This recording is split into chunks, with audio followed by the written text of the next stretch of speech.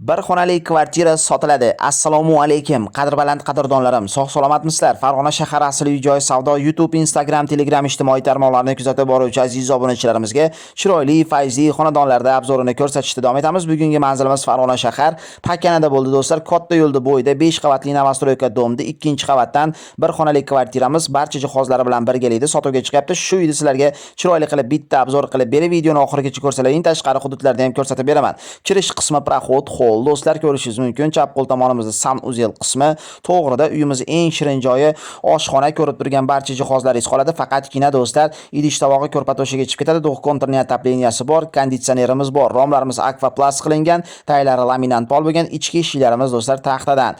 Xo'p, holati zo'r, kadastr hujjatlari notariusga tayyor, gaz, suv, svetdan muammosi yo'q. Uyga maktablar, bog'chalar, magazin va apteka, poliklinikalar yaqin. Xo'p, ko'rishingiz mumkin, biz mehmonxona qismida turibmiz do'stlar. Kattagina zal, bu tomonda yumshoq mebellar bor do'stlar. Aytib o'tgandek sifatli radiatorlar qo'yilgan, konditsionerlar qo'yilgan. Uyimizning narxiga keladigan bo'lsak, uyimizning narxini egalar tomonidan $15,000 baho so'ralyapti. Albatta o'tib beradigan joy bor. Ko'ringlar, kelinglar, gaplashinglar. Agar sizlarga ma'qul bo'ladigan bo'lsa, bemalol bitta qo'ldan ushbu xonadonda xarid qilishlaringiz mumkin. Qo'limdan kelgancha obzor qildim. Xatolari, nuqsonlari bo'lgan bo'lsa, ming bor uzr so'rayman.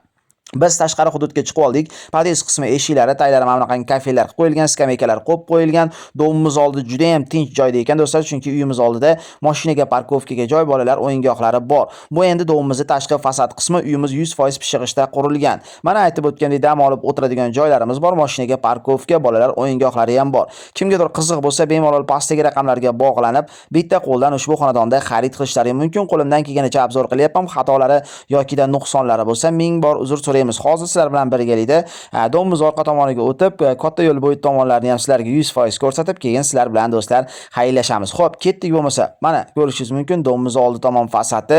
Xo'p, bu tomonga shundoqqina yurib chiqadigan bo'lsak, katta yo'lda bo'yidan boringki, ana 30 metr ichkarida xolos do'stlar. Hudud zo'r, lokatsiyasi zo'r. To'g'risini aytsam, ko'rib o'zim ham havas qildim, sababi bir xonali kvartira $15,000 jihozlari bilan birgalikda shundoqqina kiyim-kechagingizni olib kelasizda va mazza qilib yashasangiz bo'ladi. Aytib o'tganimdek, $15,000 o'tib beradigan joyi bor ekan do'stlar.